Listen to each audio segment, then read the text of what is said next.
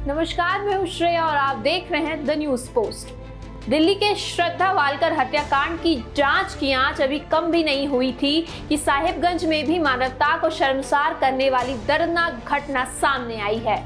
यहाँ शादी के महज 10 दिनों के बाद ही पति के द्वारा अपनी दूसरे समुदाय की पत्नी के कई टुकड़े कर दिए जाने का मामला सामने आया है। मामले में पुलिस ने अपनी जांच तेज करते हुए अब तक मृतका के शरीर के 18 टुकड़े बरामद कर लिए हैं।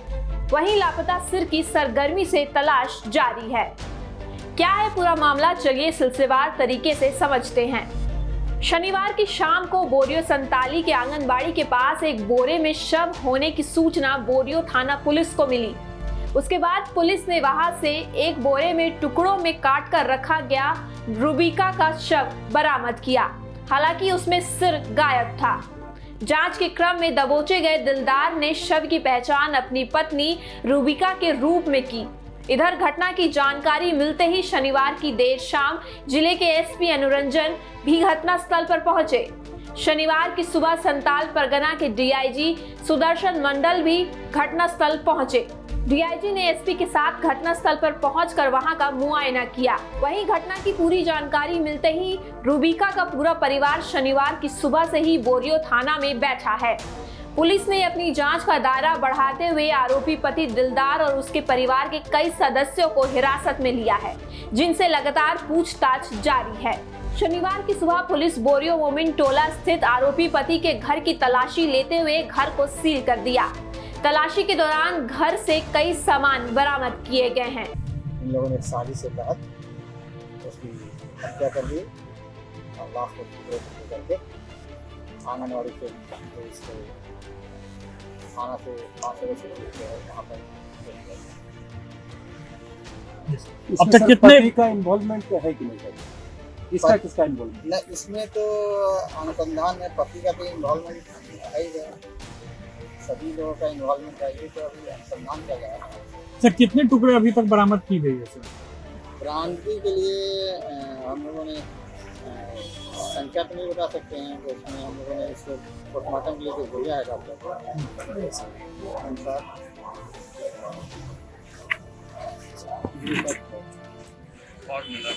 और मिला लगभग 18 टुकड़े। 18। सर, कितने लोग अब तक गिरफ्तार हो चुके हैं सर इस मामले में? इसमें हम लोगों ने जो भी इन्वॉल्वमेंट है करीब सबको गिरफ्तार किया। सर, कितना अभी तक कितना शरीर का पार्ट्स बरामद हो चुका सर? कितना शरीर का पार्ट हम बताएं कि 18। क्या चीज से उसको हत्या की गई है सर? ऐसा कुछ हथियार वगैरह भी मिला है सर? हथियार अभी इसमें जो हमें सामग्री के बरामद हुई जहाँ से वहाँ से हथियार बरामद हुए हैं, लेकिन अभी हम जब तक पूरी जांच नहीं होगी।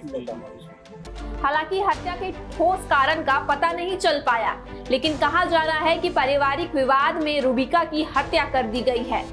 जानकारी के अनुसार शुक्रवार को ही आरोपी पति दिलदार ने अपने मामा मैनुअल अंसारी के घर में हत्या को अंजाम दिया। इसके बाद शव को बोरे में बांधकर बोरियो संताल स्थित आंगनबाड़ी केंद्र के बगल में छुपा कर रख दिया। साहिबगंज जिला के बोरियो थाना क्षेत्र में गोंडा पहाड़ निवासी मृतका के पिता सूर्य पहाड़िया ने बताया कि उसके 4 संतान हैं। उसकी तीसरी बेटी 22 वर्षीय रूबिका तकरीबन 1.5 महीने से बोरियो के बेलटोला निवासी दिलदार के साथ रह रही थी, जिसका परिजनों ने विरोध किया था। विरोध के बाद ये मामला बोरियो थाना पहुंचा था, क्योंकि दिलदार पहले से ही शादीशुदा था और एक बच्चे का पिता भी था। पुलिस की उपस्थिति में मामले का फैसला होने के बाद दिलदार ने रूबिका से शादी की और उसे अपने घर लेकर चला गया। बताया जाता है कि तकरीबन 2 साल पहले भी रूबिका उसी दिलदार के साथ अपने घर से फरार हो गई थी, जिसके बाद रूबिका को समझा बुझाकर उसके परिवार वापस ले आए थे। रूबिका के पिता सूर्या पहाड़िया ने बताया कि शुक्रवार को दिलदार ने फोन कर उनकी बेटी रूबिका के घर से बिना बताए कहीं चले जाने की सूचना दी थी। इसके बाद खोजबीन शुरू की गई, लेकिन उसका कुछ पता नहीं चल सका। बाद में शनिवार की शाम को बोरियो थाना पुलिस के द्वारा रूबिका के शव बरामद होने की सूचना उन्हें दी गई, जिसके बाद उनको पता चला कि उनकी बेटी की हत्या कर दी गई है। बताइए कि आपके लड़की के साथ ये जो लड़का जो घटना हुआ आपको कैसे पता चला कि ये गायब है कि क्या है, ये डिटेल्स बताइए। लड़का ही फोन किया। वो आपको लड़का फोन किया, क्या बोला? सब घर वाली बोला कि लड़की हमको घर में जो बताया कि हम तो नहीं थे, लेकिन हम नहीं थे, लेकिन वो घर वाला जो बताया कि यह लड़की नहीं है, तो आपको फोन किया। हाँ। तो आप कैसे जाने कि आपका कैसे हत्या किया गया, ये सब मालूम है आपको? हमको मालूम नहीं हत्या किया, तो बोला कहीं गई भी हम भी ढूंढ रहे हैं, तो बस ऐसे बोला ना।